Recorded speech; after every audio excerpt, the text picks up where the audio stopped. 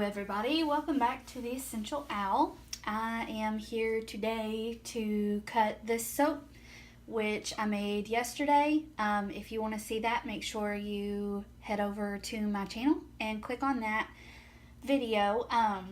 This is Carol of the Bells soap, and it's ready to be cut. It's pretty firm on all sides. So I think it's ready to go. Let me pick this up so you can see all of the sides. That's what it looks like on the sides, and that's not very telling of what the inside looks like. If you see these spots right here, that is the natural soap color. That is the part that is going to turn brown that I mentioned in my video yesterday. This is what I use to cut my soaps right here. And if you know anything about soaps, you know, or cutting soaps or making soaps, anything like that, you will know this is not a soap cutter.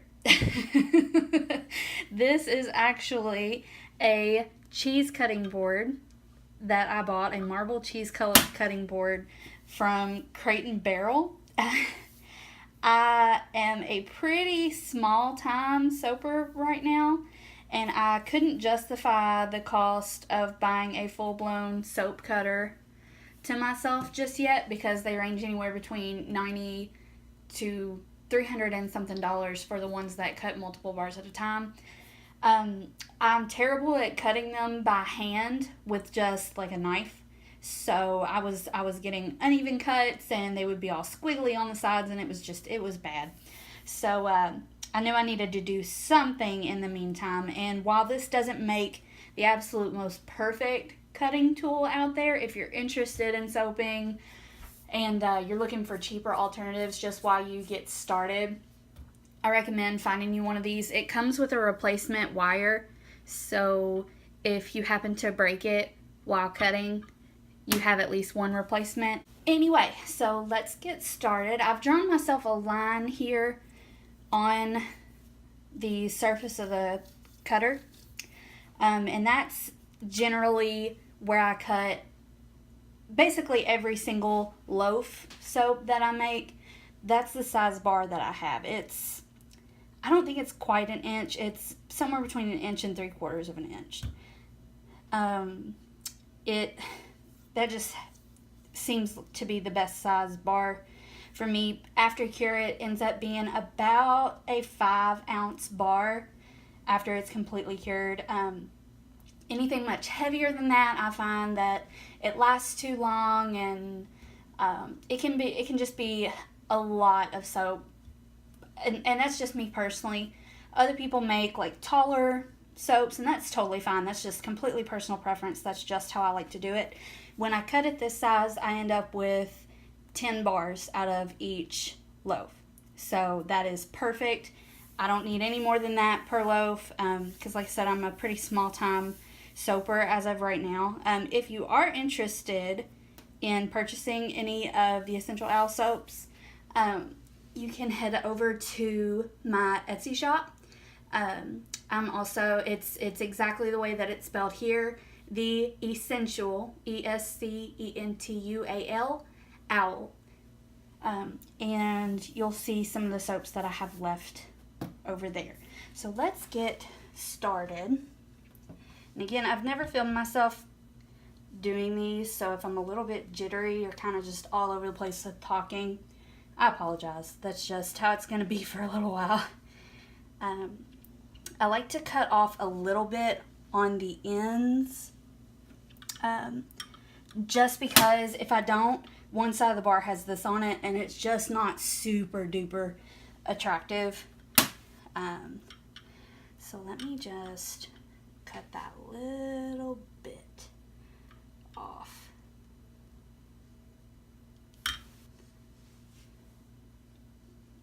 There we go.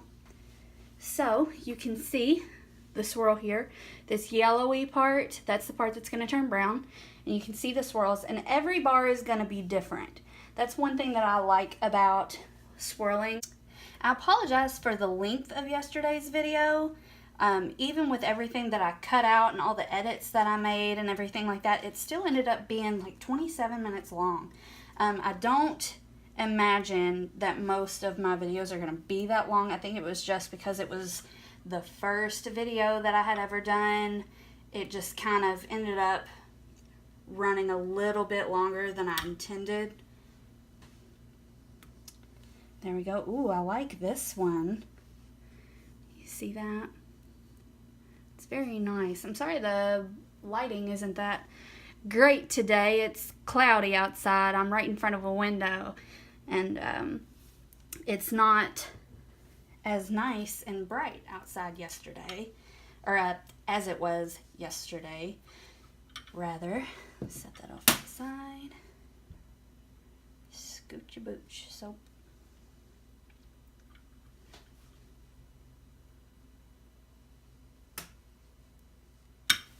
that is one downside to using a tool like this to cut with, is because it has no guards or anything to guide your wire or to keep the soap steady. You kind of have to hold it yourself, so you still might get a little bit of a wonky cut, but it works in the meantime. Ooh, very interesting indeed. Yeah, I'm not mad at how this turned out at all. There's the top, by the way, the in the pot swirl that I did. That's what it looks like on top. I think it turned out all right. I don't know, what do you guys think? Tell me in the comments below. And also, I did intend to cut this yesterday, but like I said, my father-in-law came over and we had dinner, so I didn't get around to it yesterday. Generally, I will only wait about 8 hours to cut unless I've got something going on. So that's why this is a separate video. I meant to have them have both the making and the cutting in the same video. But would you guys rather I put the making and the cutting in the same video, or would you rather have two separate videos? So this is what we ended up with.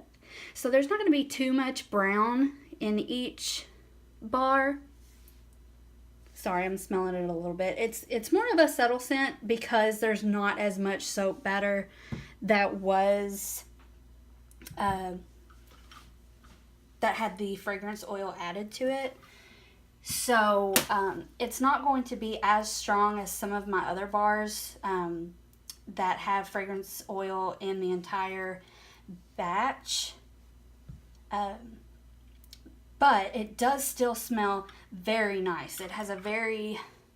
I'll need to look up the description of the fragrance. I don't have that in front of me, but I can look that up for you all and tell you what the fragrance notes are. Or you can just head over to brambleberry.com and in their search bar you can type in Christmas Spice Fragrance Oil and it will pop up there, and that will tell you all of the information that you need to know about it. It tells you the flash point, they give you the vanillin content, they give you the information on how it behaves in cold processed soap, and you can also look at reviews of the product to see how other people liked it.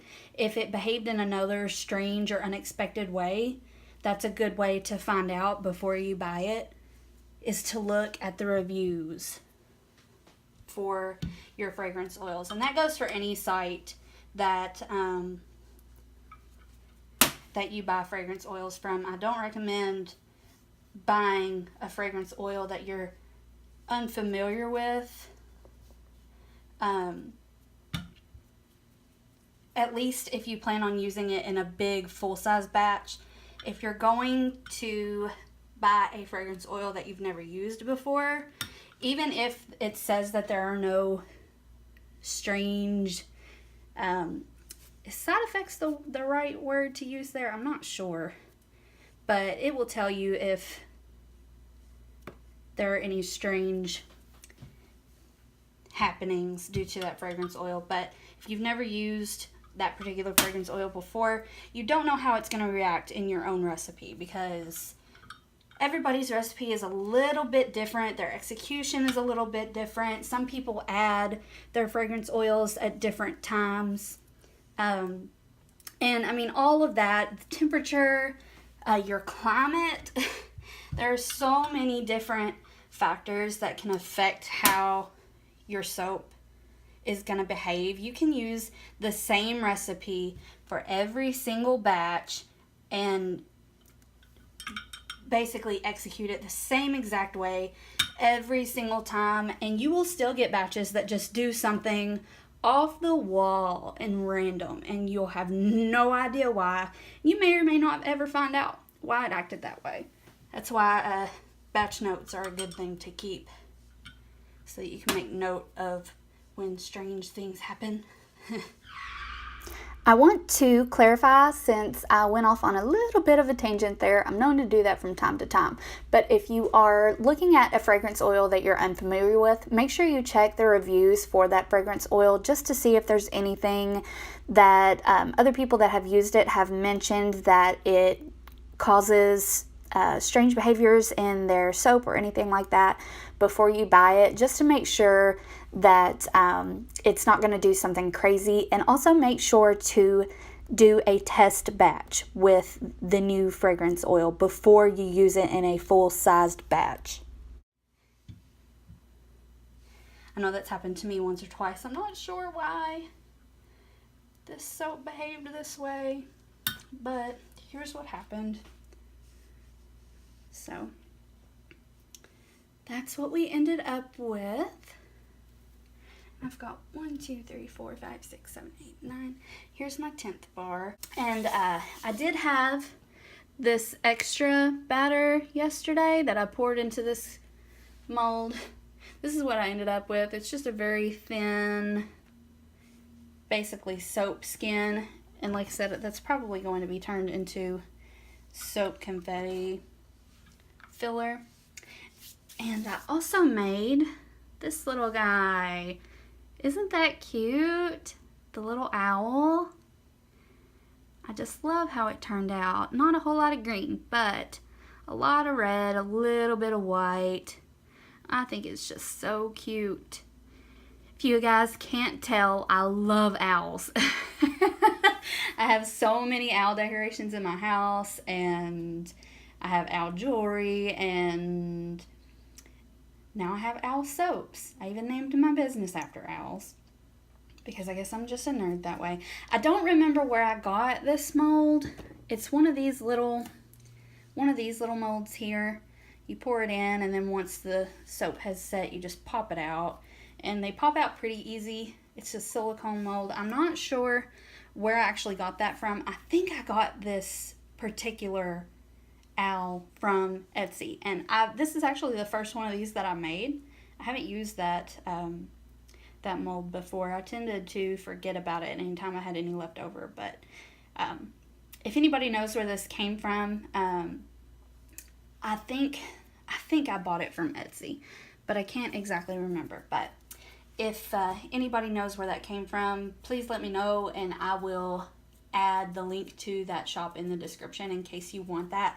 You can also use it for wax and stuff like that, to make little wax figurines with it. But yeah, that's our Carol of the Bells soap.